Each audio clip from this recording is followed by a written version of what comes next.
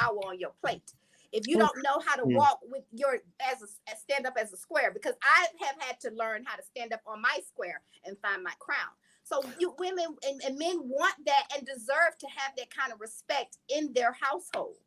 But hey, it costs to be the boss.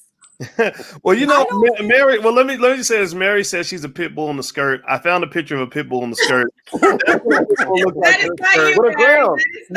You and Mary, you are far prettier than a pit bull in the skirt. So, so I just want us to have that visual. To know you are not a pit bull in the skirt, but you are a successful woman, and I think that's great. So what do you think about that? I mean, she said you have to pay the cost to be the boss. I do not agree with this. Men do not need to earn respect. Men earning respect is like saying that men have to earn being loved, because I didn't say earn.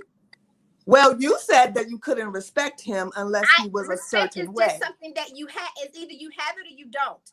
But like for instance, when I walk into the room, people respect me because it's in my aura, right? Yeah. It's just who I am, and so it's not necessarily something that you can. It's just something that we have to. We have to remember about our feminine nurturing. We have to remember what our feminine power is. Our femininity is still somewhere in there. It is up to us. It is up to us. It is up to us to nurture men, not males, because they need to go back to their mama if they're still a male. But it's up to us to nurture men to be and stay as their greatest selves. Dismissing a man because he's not where you want him to be right now is very, very matriarchal. It's very, very Black American. There are so many men who are hardworking, or at least willing to work hard. We need to be searching for a man willing to work hard, a man who knows how to love a woman, a man who wants to work very, very hard for you. So those are the ways that men love us. We don't need to take the position that if he doesn't qualify right now, because guess what? If we gave this advice to Black American women, they will die alone. Well, I also spoke about my sister in her situation where she supported her. Your sister it's an abnormal situation. Wait, but hold on. Abnormal situation. But I want to hear. So tell us about your sister, Mary. Go ahead. So again, my sister and her husband, they've been together since I was in middle school. And I know when she was in nursing school, he supported her while she was in nursing school. When he started his business, he didn't take a salary from his business from the first 2-3 years in his business. He didn't take a salary, which means they were living on just my sister's nursing salary. Fast forward to today, they're doing $1 million in payroll a month with employees in a big business that has allowed her to leave her nursing career and work in his business with him full time. And so I think that that's a wonderful example of rocking with your man through a down, quote unquote, broke patch, and then being able to reap the beautiful rewards. That's love. I love you no matter what. Because no matter what, he was still very strong. He was still very much a provider. He was still very much the man of his household, and none of that changed.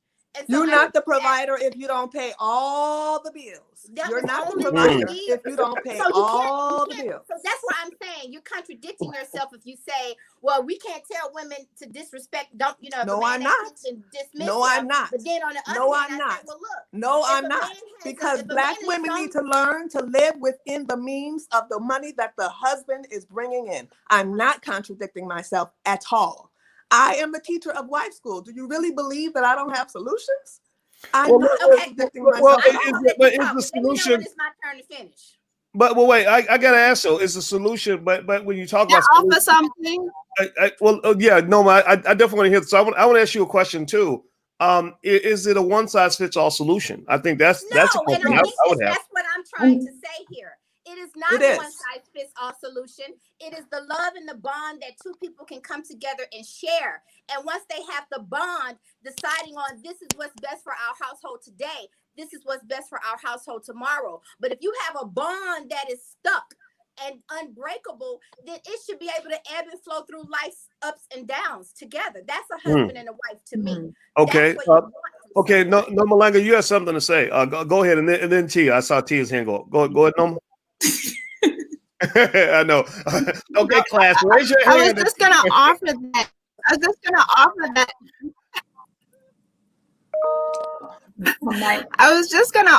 that. First, I want to say I like to refrain from, making personalizing things. But if we're going to look at the situation and step away a little bit and just say the man who started a business and he had a wife, and for a while, he had a good family structure. For example, my father let me take care of a man for years while he built his business, and I was the man while he was building his business. What he would offer maybe would be, how about I help you and your husband build a business so that my daughter be the man, and then you still get the same result. You can still make $1 million a month in payroll or whatever, but you haven't compromised your wife and haven't asked her to work, bear children, clean the house. I mean, guys, listen, there's a reason why we keep hearing these things about women having giant fibroids, obesity, and all these other things. We are taking on too much. I agree with that. That's something that we're trying so hard to pretend is okay, and it's normal, but it isn't. It's horrible. And if you really love a Black woman, you shouldn't want her to go through all that. And if there are enough male family, they will recognize that a woman is about to be put through trauma, stress, overwhelmed, fatigue, and they will step in wrong with a young man who needs support. There's nothing wrong with that. But he should understand that his wife is not the one who's going to carry him any more than as a parent you would expect your child to carry. That's not their role. That's not their responsibility. So that's why we have to understand the depth of the breakdown of family. It always comes down to killing the Black woman. If you're not doing it right off, you're doing it slowly. And then we try to have these conversations and try to excuse it, explain it, and it's wrong. Just, if you love a Black woman, preserve her. Make her your caretaker, your provider, your all these other things, while she never asks you as a man to take on. You can't even build a baby in your body. Right. So she can't even ask you to do that for her. I love what Noma said, and I hear everything she's saying, and I get it. I think the challenge there is that when you're dealing with a generation of people who don't have necessarily the communal resources to offer that support, you're in a different situation. So, Mary, when you were talking, I also heard your pain, right? And saying that, you see women, and who are looking to create a partnership, and in order to feel like you have a partner, you want to be able to respect them in a certain way. And I heard Rose saying, respect is baseline. I think a lot of times, especially with the clients that I have, when women are saying respect, that's not necessarily the word that they totally mean. They mean that, a lot of times there are men looking to partner with them who have not had the level of focus, the level of discipline, and who aren't being dutiful and committed. And then they want to be the leader in the household, and they aren't worthy of being followed because they wouldn't offer good leadership. And I think that it's important to distinguish the two. Like, you should always give a person respect. You should love your brothers. You should, love your team. However, the person that you select as your mate, I understand what you're saying in terms of, like, if he's not focused enough, and it doesn't mean that he has the same things you have. So I think we need to take the monetary thing out of it.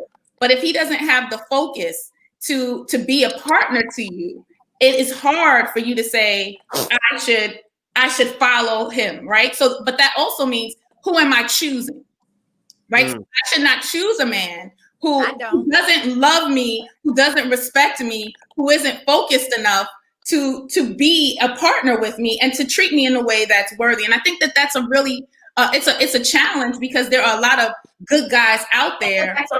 Men are still trying to figure it out. And I think that John and Jeff are great examples of men who are trying to say, you know, where do we fit in all of this? And so go ahead. Well, let me jump in as a man who who agrees with you 100% about the importance of responsibility and leadership in a household.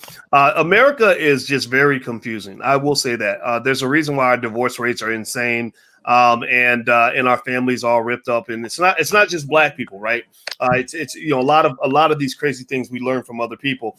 And one thing I can tell you is this, and this is just from the Boyce Watkins Book of Manhood, which you can throw it in the trash if you want to. But one thing about leadership, about being able to step forward and kind of guide a family or whatever, or a team or anything, is that leadership requires trust. Trust from the people that you're leading. Mm-hmm. And trust, here's what trust means. Trust means that even if I make a decision that if you've chosen me to lead, even if I make a decision that you don't understand, you trust that there's logic behind that decision. Mm-hmm. Trust does not mean that you trust me until I make a mistake, because everybody's gonna make a mistake, right? And trust means that even when I screw up, you're gonna say, you know what, I trust that man. He made a mistake. We're gonna get right back on track. It's gonna be okay, right? Yeah. And what happens? What I have seen is that because of the chaos with our families, the trust breaks down, right? So if you ask a lot of people, like I would ask, like let's say you ask a woman, not to make this gender specific, but you say, do you trust men? Yeah, I trust them until they mess up, right? So it's like the margin of error is super thin.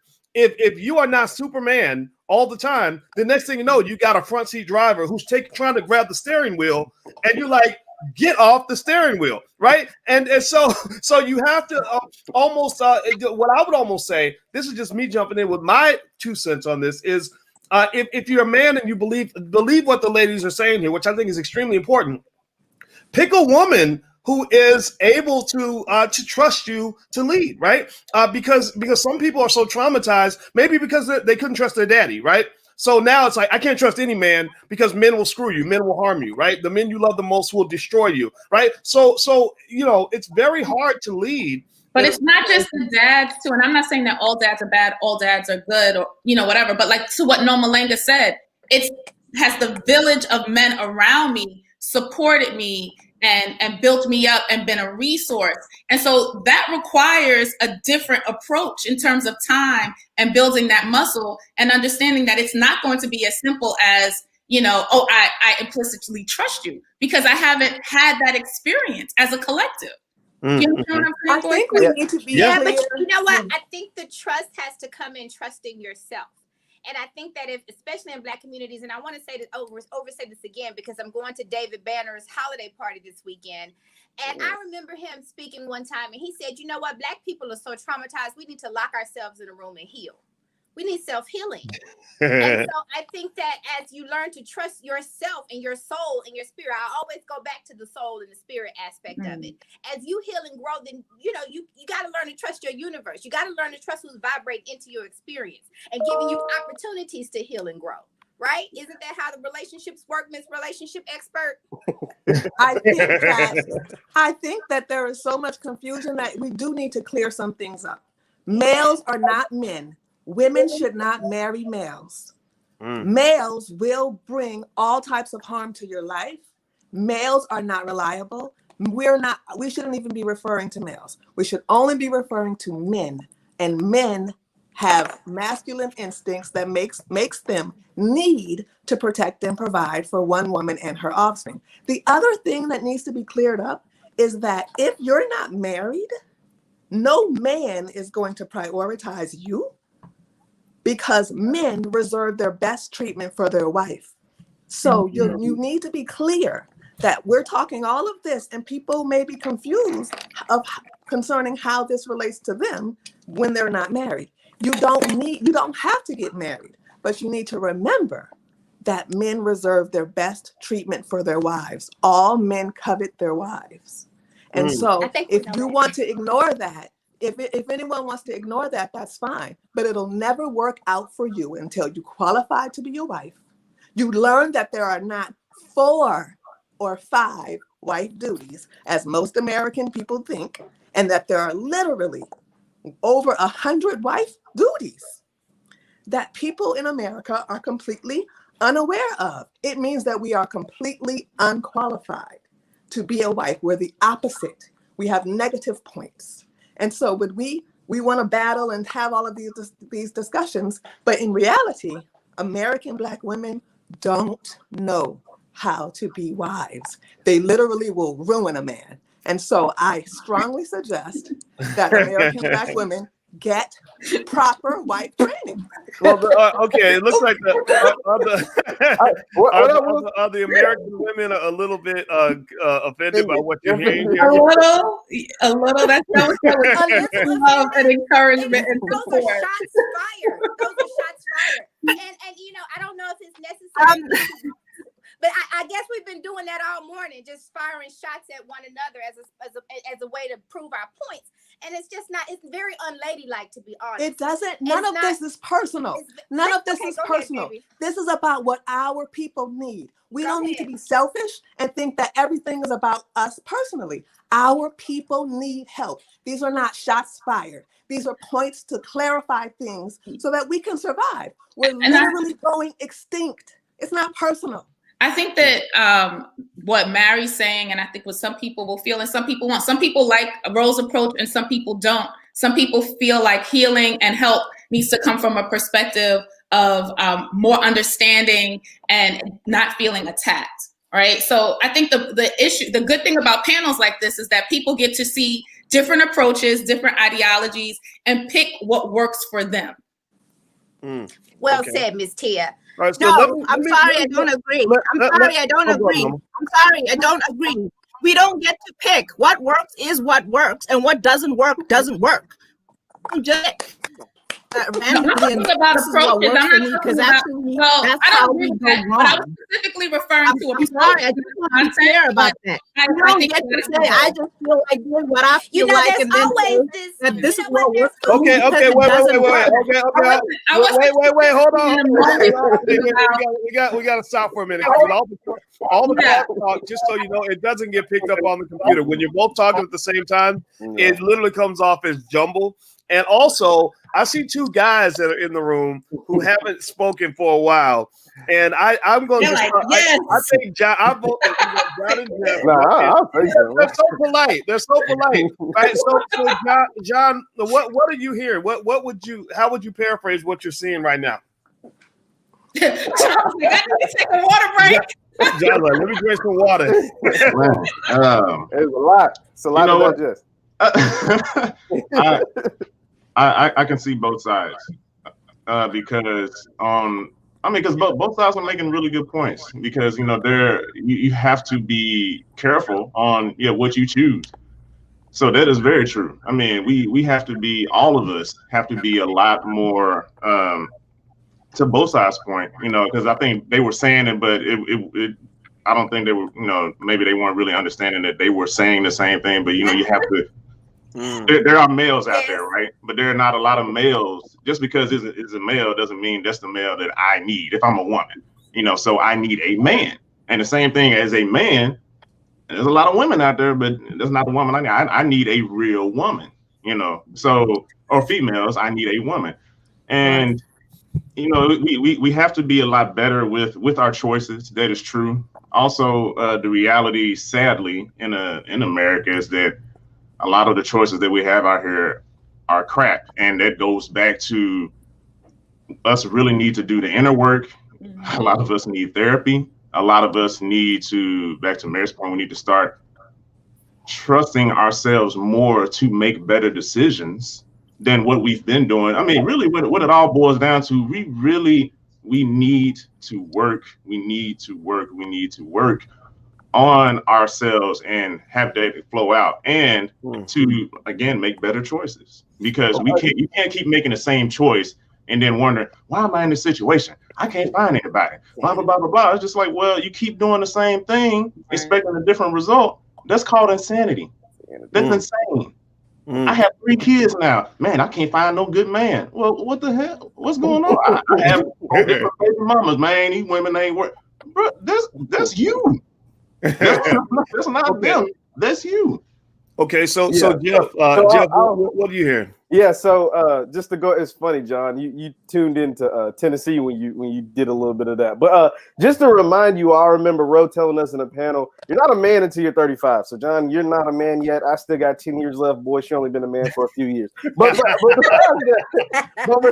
that, it's interesting because you're hearing a lot of different perspectives and a lot of different things, and I tend to not think that it is a one-size-fit-all kind of thing. I hear No Malangum kind of say it, and I hear Rose saying it almost like it's a one-size-fit-all. If you do X, Y, and Z, this is how you'll have a happy marriage. This is how you'll be happy. And I'm not so sure that's true because, like you said, there are a bunch of different approaches to things. And last I checked, I'm not for sure. I've never lived in these places, but everybody in Africa that were married, there are divorces in Africa. There are divorces in France. No. So I want to say that, like, I do believe that there are divorces in these other places that you're taking these models. No. So Rose said you're saying there's no divorce in Africa? 1,000. 1 in 1,000. But my point is, it still happens. So what I'm saying, no, it's a bad point. But what about happy marriage though? I mean, Thank you. That was what I wanted to say, Dr. Boyd. What about happy marriage? Just marriage is and I also think it's important to show people. Well, hold on. Mary then Tia. Happily single. I think you can be happily single. Well, hold on, Ro. Hold on. Go ahead. Happily single. I think that we are putting way too much emphasis on just the institution of marriage as opposed to people being bonded together in love with one another and being able to grow, having a healthy relationship. And I wanted to interject and say this one thing that I just do not like about this panel is one of the things that I found that we have in the United States of America. America is a melting pot. And so you get everybody that come over here from all of these other countries. And Black people, we have Black people on a whole lot of different continents. But what I hate to see, which I saw a lot in New York City, because a lot of New York Black people, they're not just like black and white down south. They are Nigerian, Guyanese, they're Jamaican, and they identify heavily with their culture. And you always see people hating on one another and waving their cultural flag and belittling other Black people. And I just don't like it. I think it's divisive. I think it's ugly. I don't think it's uniting. We can all have our perspective, and we're entitled to your perspective. But just to totally turn your nose up to other people, it is not that. Put everybody in a lump sum and say that this group of people is that, and that group of people is this. Sounds like white America and what they do to us. It's not that. Whoa. It's not that. It's just matriarchy versus patriarchy. Ugly. It's really not national versus anti-American. It's just that patriarchal people cannot coexist with matriarchal behaving people. It's not that they don't like or we don't like Black Americans. It's just that you have a very disrespectful and breaking down way that we cannot get with because we are patriarchal. It's not. Nigerians against Americans. No, it's not. And so to put me in that kind of, I was agreeing with you, Miss G, very early. I agree with everything you said, and you gave me props because I got a little bit of French in me too. So all of that is just silly. I think that everybody is individuals. We all do need our healing. Check out Miss Tia. She does that healing work because we all need some healing in the Black community. I don't deny that. This individual attitude. I would never look at either one of you guys on this panel and turn my nose up to you because you live in a different state or have a different, none of that. The individual attitude is exactly what we're referring to. Calling everyone an individual and saying that we operate as individuals is the matriarchy that patriarchal people try to avoid. It's pretty simple. No, we don't operate as individuals. That's why we keep winning. I just no, Malanga, go ahead. And then I'll go after.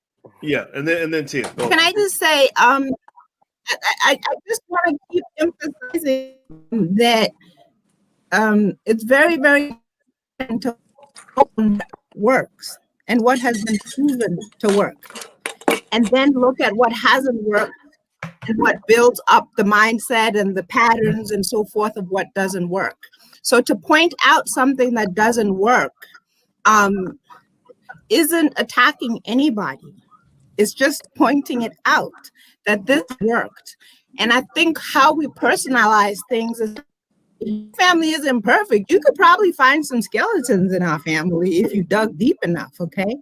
And that applies to almost every family, okay? So nobody has ownership of perfection and everything being okay. But I still stand on, we should be able to say what works and what doesn't work. And if a person happens to identify around here that everything that they've known is what doesn't work, it does happen that we become very emotional and all these other things. And I understand that. So I never take it personally, even when I get attacked and told that I'm being a certain way. I'm a human. If somebody says, but I think that's why I keep saying it's very important not to personalize things and stay focused on what has worked, what does work, and then see how you can change or heal or whatever it is based on what works. Okay. When we're on other subjects, you don't get to go into a like a science class and say, well, my thing is that equation doesn't equals to that, because it has a specific outcome, right? And the same thing is that it applies here, maybe just not as specifically. But if you really dig in and you study these things, you will see that there are patterns of behavior that people who have been successful for hundreds of years have exhibited. And then there are patterns that people who have been successful exhibited. But you see yourself in what hasn't worked and you feel attacked. So I really understand that. So let's go to Tia. Tia, it looked like you had a response. Yeah, no, and I think that this is a really good conversation. There are a lot of points that I think John hit it best. We all agree on. And the biggest issue that's been triggering is when people feel like it's personalized and that messages aren't delivered with respect. Not that there isn't a need for change and there isn't a need for growth and that there are some tools that are needed. I think the thing that's missing here is that from Nomalenga and Rose's perspective, which is very concrete, is like this is the result. But what's missing in the conversation is the process, right? So how do you get to a point where, you can, and Boyce, you spoke to this too, treat people with trust and be treated in a manner that feels loving and respected when you're dealing with a group of people who have been largely traumatized. And we mention it, but we also skip over what that means in day to day. Right. So we have women who've experienced trauma. We have grandparents and uncles and aunts who've experienced trauma. We have guys who've experienced trauma. And now we're supposed to go from A to Z. So I think that some of the challenge now is like, what are the tools that help you transition from I want to be in a relationship where I feel respected and trusted and I can be relaxed. And I want to be treated with respect as a man and treated as a leader, but I don't have all of the tools and the women don't feel like they have all the tools. And I think that that's the next step because you can't jump into, okay, all of a sudden I'm just going to be trusting, all of a sudden I know how to be a lead. It's grooming, and that's the thing that we're missing. And those are, I think, what more of our conversations need to be about, when we're going forward. What are the things that we're not telling our men, that men aren't talking to men about? What are the things that women aren't talking to women about in terms of practical tips, steps, things that we have to process emotionally? Boyce, you said something that I thought was very profound, and I hear it a lot with my clients as well. If I make a mistake, it's the worst, or if he makes a mistake, I'm not going to be able to trust him again. And that's just not how it works. So I think the conversations about the process are what's needed.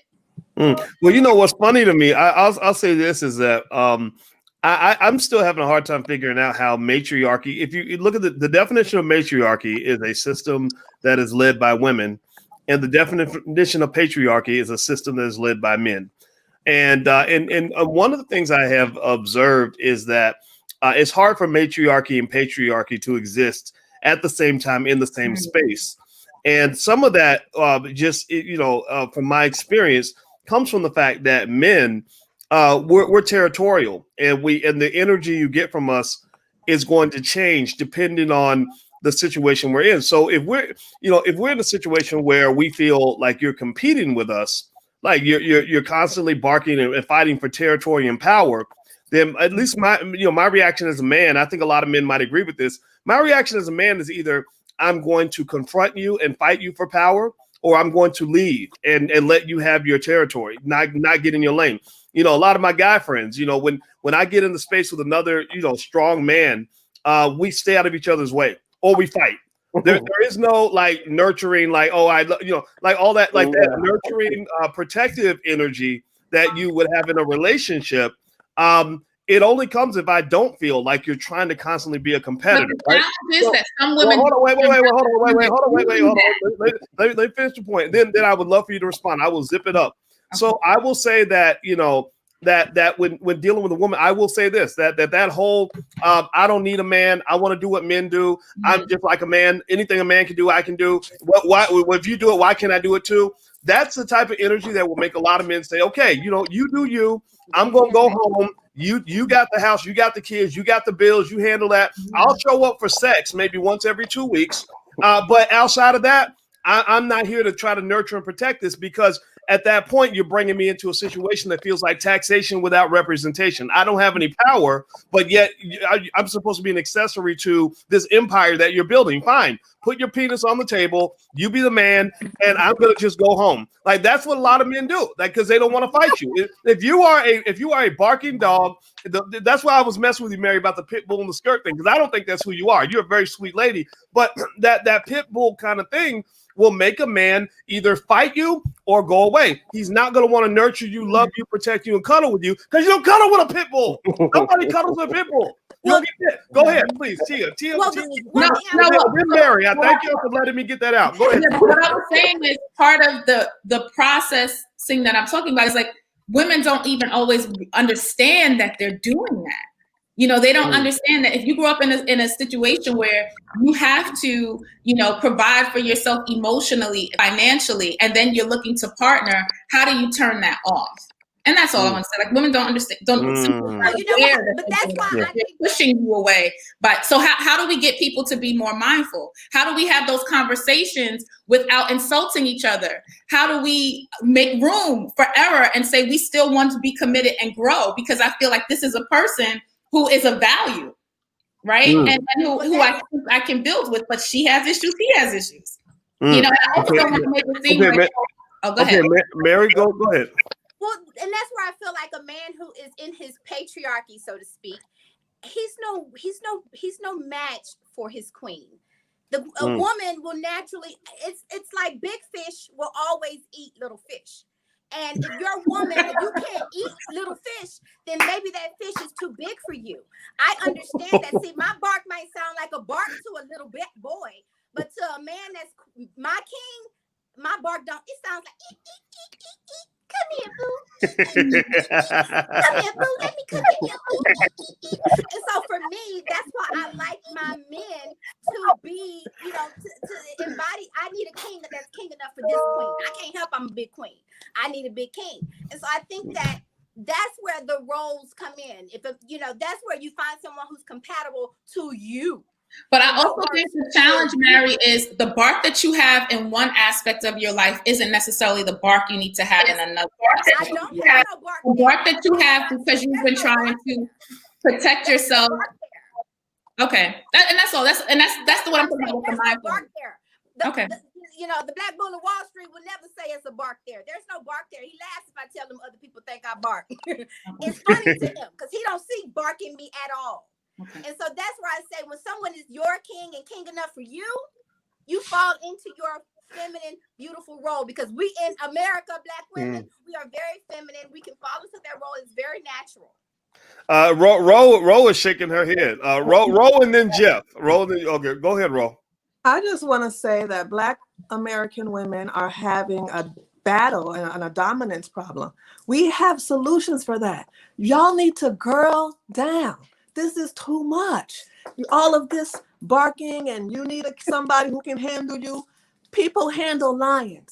Men need peace. Men don't want to have to compete with women who or have to hear barking in their own home. So one of the things that a man will tell you is one of the most important things that he needs is peace. And if you can't offer that, everything else comes after in almost all generations. I agree. I agree.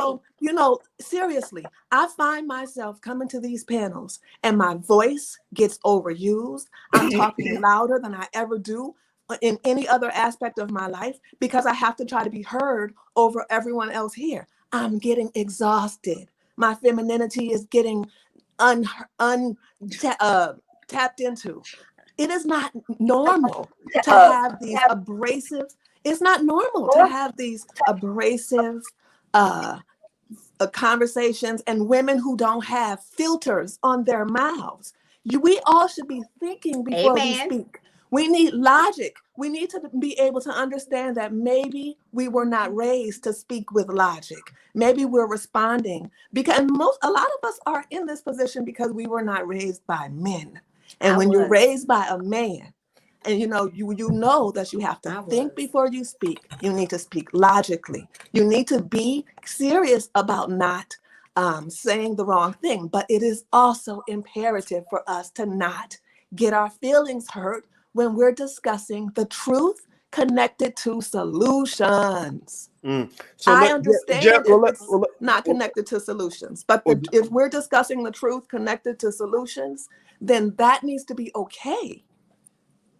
Okay, so Jeff had, well, let me, Mary, Jeff had his hand up early. Let me go to Jeff, and then I'll go back to you, Mary. Go ahead, Jeff. I just want to say, barking make my head hurt, so I don't know if I need a whole bunch of barking, but just to kind of just circle back, I do think that it kind of goes back to our original topic is like, can you be with a broke man? I just want to answer that really quick, and I don't think it's true. I don't know if that's true. I don't think you can bark because just to a lot of things that Mary has said and Tia has said, I think that that just especially when you're a successful woman, someone like Mary Dean or Miss Tia or Miss G or Noma Langum, like I think that there is a level of finance, responsibility, and structure that is needed in the household, and so to be broke, I don't know if you will receive that respect. I feel like I heard someone say during this, it's like, I need someone to kind of put me in my place. And if you come and if you're not the breadwinner or you're not the person who's coming in, getting the bread or bringing home the money or bringing home the bacon or whatever, it's kind of hard to get that respect from your woman, especially if she's making the salary that you feel like you should be making, or if she's doing something or outgoing or whatever and doing the things that you feel like you should be doing. So just kind of to circle back to our original point is, can you be broke and have a successful relationship? I think the answer is no. Well, let me ask you all about something real quick. Who's I think Noma was next. Scheherazade Ali, I think, said that that she said that white women go to college to find a husband, and black women go to college to prove they don't need a husband. Noma Langa, I'll start with you since you had your hand up. If you can answer that question, do you think that that's true, and if so, why? And how might we kind of address some of that in a respectful and loving way?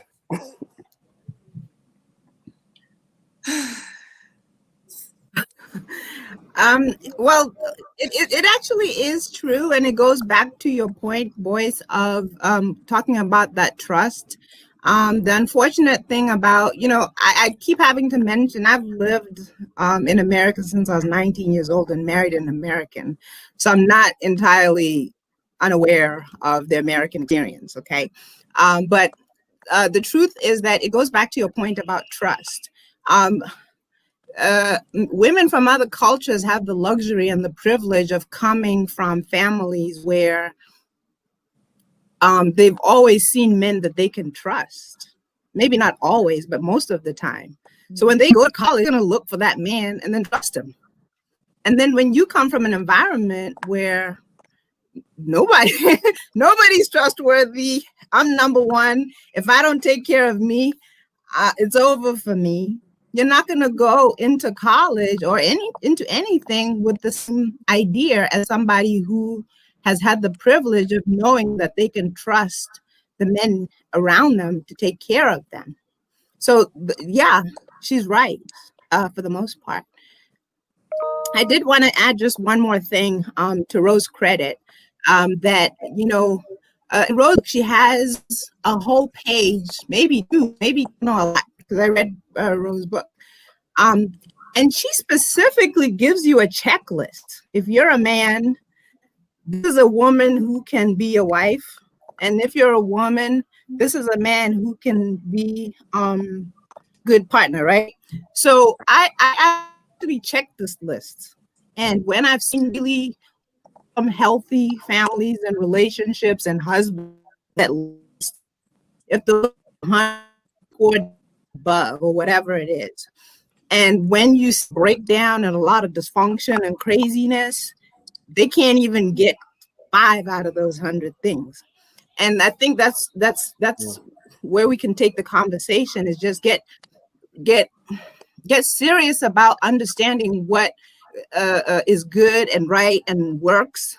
And I know I'm repeating myself, and get serious about not getting into this mode of saying I like to do it differently when what's different doesn't work. If it doesn't work, what's the point? Okay. All right. So how about we do this? First of all, I want everybody to know we're doing our all Black intellectual chocolate panel today. And the original question was, can a woman accept a man who's broke?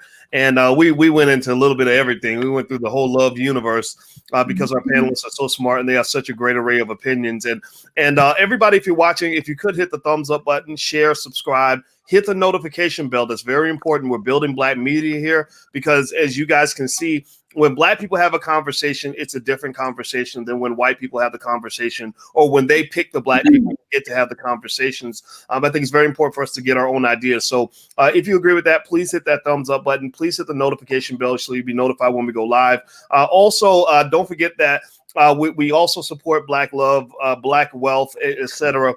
We're building a Black movie industry. Join us at blackmovienight.net. That's where we're going to watch a Black-owned film. The next film is going to be Stock Option, a Black love story by Mark Harris. That's totally free. Join us, blackmovienight.net. That's where you can register. So what I would like to do with the panelists is this. I actually have to go in a minute because believe it or not, in a moment of transparency, Alicia and I, we meet we meet a person you might call a therapist every week, but really I call that person our marriage coach. And the reason that we need the marriage coach is because I've learned that relationships don't just come down to figuring out how to get along. They come down to knowing how to fight in a productive, constructive way.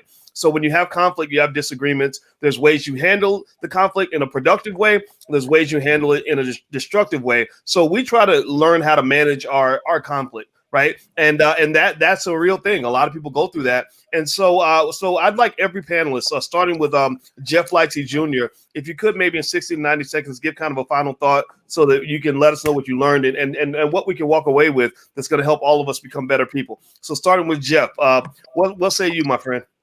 So my final thought is I learned a lot just listening to the different women and the different perspectives that they have, whether it's what they've learned growing up, what they've experienced from different cultures and all these different things. So I definitely think there is a lot to take away from this. But I will say just my final thought. I think there is more than one way to find successful, to have a successful relationship. I think there's plenty of ways, like there's give and take on both perspectives. I think as a man that you should be able to rely on your woman in some instances. Obviously, you don't want, I don't think as a man you'd want them to be, the end all be all. You don't want them just to be the breadwinner or just coming in with nothing to offer. But I do think women can offer you a lot as far as not just financially, but emotionally and have a certain level of stability there. But at the end of the day, the question was, do you think women are attracted to broke men? And my answer is no. So okay. All right. So I'm going in the order that I see you guys on screen. So the next person, if you'd like to leave your final statement, John F. Thomas, what are your final thoughts? My final thoughts are, there are a lot of crap options out there, especially in America. Let's just be real. Let's just be honest, completely honest, put it all on the table. That doesn't mean there aren't any good options out there. There are.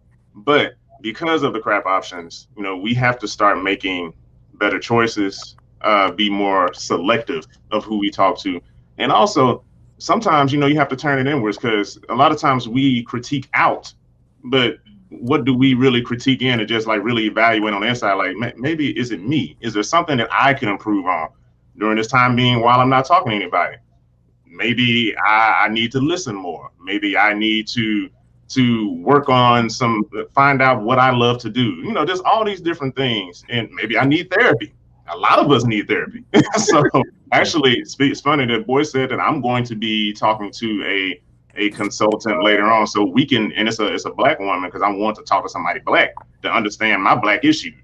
So I'm not just saying this, I'm actually practicing this in my life. So it's just, we have to all start making better choices, start being more loving towards one another, and have an open dialogue. And to go back full circle to that question, does a woman love a broke man? I think most Black women in America, no, they would not want to be with a broke man. There's a select few that will be with a broke man that has a plan. But even if that broke man has a plan, a lot of Black women in America still doesn't want to be with that broke man. So that's a real conversation we need to have. I think this should continue. It can't continue now, but there should be a part 2 to this. So hopefully we'll get to that later. All right. Nomalanga Mushali Moses, I'd like to hear your final thoughts. What say you, Nomalanga?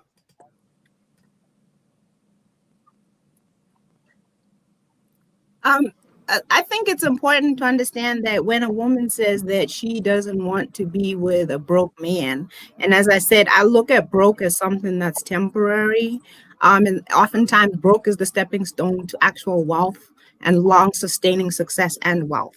So when you talk about broke and you're a woman and you say, I don't want to be with a man who's broke, what you're really trying to do is harvest something, or what is it, seed time harvest, when you didn't sow anything. So that's why I keep emphasizing that as long as he has the potential and the ability, and has shown that he is capable of getting to that wealth, you should be able to insert yourself in that situation and you work together to get there. There are men who will never be wealthy because the seed, unfortunately, may not be the right seed. When it's not right, they don't even recognize that it's not right, and they're not going to do anything to correct it. So I think it's very important to understand broke versus poor versus always going to be broke, which is actually just poor. Okay. That's the first thing. And the last thing that I always want to add is, I think we have to be mindful not to keep having these two sides, saying I see two sides. There are no two sides. They're only, we should all be on one side. This whole panel should be on one side. And that's the side of doing what works for us collectively, coming up with solutions that don't necessarily always. A lot of what was good for me as a child, I was resisting when my parents were trying to tell it to me or condition me that way or whatever. But they were the parents and they got to condition me a certain way. And then I realized later in life. So it's not about, that culture is better or thinks they're better or this patriarchy, throwing around all these terms. It's about what works for us and what's going to make us collectively more successful. Those are the two sides. What works for them works against us. And on this panel, we should all be on the same side of what works for us and try to always focus on that. Okay. All right. So, Ro, what is your final thought? I think that we need to be clear that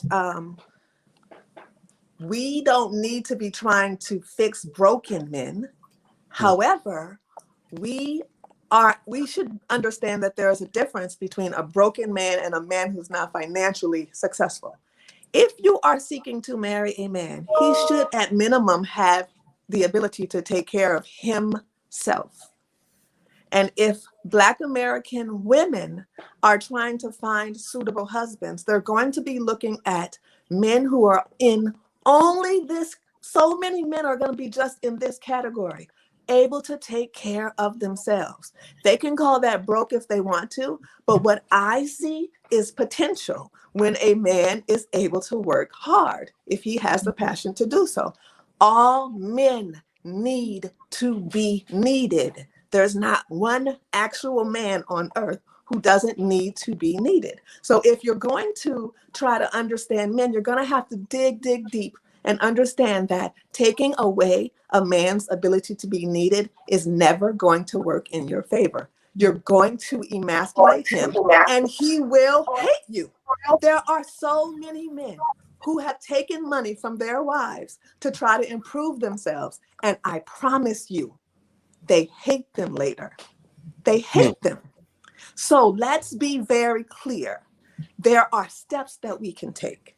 I have seen women from Africa, from Japan, go to America, marry Black men that Black American women say they don't want, whom are broke, and their husbands become millionaires in a few years. How do they do it? But we can't do it.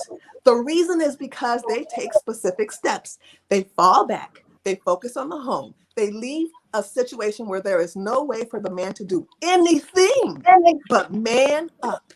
They fall all the way back. And the man has no choice but to man up, and he does it every time. And the women have money saved, and they get it usually from their parents. But if a Black American woman doesn't have money from their parents, we almost all have jobs. We can save money, and it's called Feminine Mystique Fund. It's supposed to be yours from your father. And if your father didn't give it to you, you're supposed to create it for yourself. There are specific steps, like Mama Longa keeps saying. It's not all of this guesswork. We don't have to reinvent the wheel. Please focus. Go to life school, do something with yourself. That's all I'm saying. All right. Now I've got 2.5 minutes before I start getting barked at. I'm playing. Thank God we don't bark. It's more like a arf. But go ahead, Dean, your final thoughts. Okay. Well, I want to start off by saying, united we stand, divided we fall. And I started out by saying that is because from the moment we started on this panel, I have to be honest with you. I have agreed with every single woman on this panel. And I think that everybody on the panel today. And united we stand, divided we fall. I think the thing that actually triggered me is the downplaying and belittling of another general culture of people. So I kind of found that offensive. As it relates to, and on that note, I'll just pass the mic because I thought that what Norma Lega said was beautiful, and I give it 2 thumbs up. I thought that what Miss G said was beautiful, and I give it 2 thumbs up. And I know Doc gotta go, so I'm gonna let it go. All right, Estia Brown, your final thought. Oh, I agree with all of the panelists, specifically those who said, our goal is to move forward.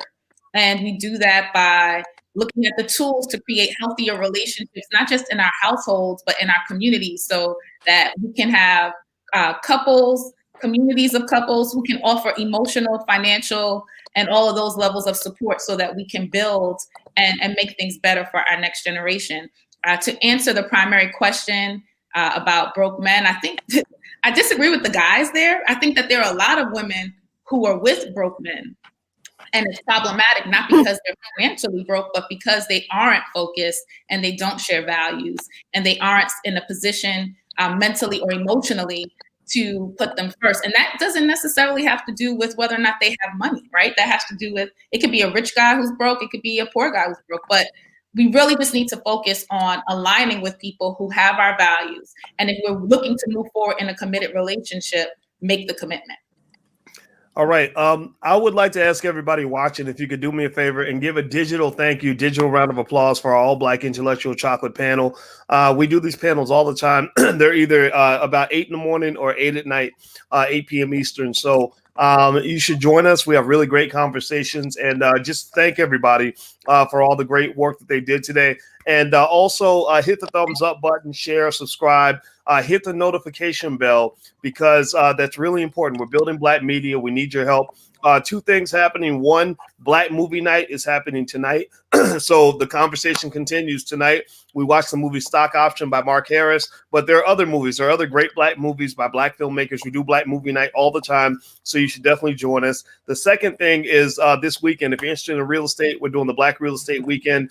There's the URL right there. Feel free to join us if you have an interest in going deeper into real estate. So let me give a quick parting thought on this. and I'll just explain it with a story. I remember when I was 18 years old, and I was a terrible student in high school. My life was kind of a wreck. I had nowhere to live. I had three options. I could go to the military, I could go to college, or I could keep working at Taco Bell.